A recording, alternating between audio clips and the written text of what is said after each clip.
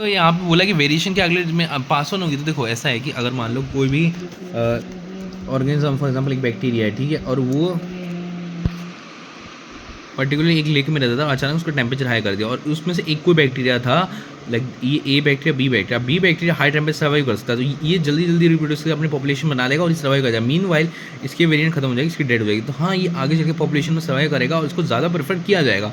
But ऐसा ज़रूरी नहीं कि सिर्फ, हाँ, लॉन्ग टर्म में हम कह सकते हैं कि जो ज़्यादा यूज़फुल होगा उसको चूज़ किया जाएगा। पर इन अ शॉर्ट टर्म कुछ डिफेक्ट के कारण, जैसे जेनेटिक डिफेक्ट के कारण वो पास ऑन हो सकते हैं। तो इन जेनेटिक डिफेक्ट को हम जेनेटिक ड्रिफ्ट कहते हैं कि स्मॉल पॉपुलेशन में आमतौर पे कुछ वेरिएशन के कारण कोई भी चीज़ें ऐड ऑन हो गई, कुछ चेंजेस ऐड ऑन हो गए जीन के अंदर और वेरिएशंस आ गए, जिसके कारण डीएनए अब उतना लाइक वो एडवांटेजेस नहीं है। हो सकता है वो एक्सटिंक्ट में कर जाए, पर जरूरी नहीं कि वो एडवांटेजेस ही हो, पर वो आगे कैरी ऑन होते जा रहा है। तो ये क्या, ये हो सकता है, पर जरूरी नहीं है कि लॉन्ग टर्म में अगर हम देखें तो आमतौर पर नेचर जो यूज़फुल है उसी को प्रेफर करता है। या जो कोई इंसिडेंस मान लो कि अब बाकी सारे ऑर्गेनिज्म की डेथ हो गई तो ऐसे कैरी ऑन हो गया, तो वो अलग बात है। पर इसमें एक्सटर्नल फैक्टर ज़्यादा, लॉन्ग टर्म में आमतौर पर usual variation he carry on होती है। बाकी ये जो नॉर्मल वेरिएशन होती है ये हो भी सकती है, नहीं हो सकती, पर ये सब एक्सटर्नल फैक्टर का इसमें रोल आता है। ये भी हमको इसमें याद रखना चाहिए, ठीक है।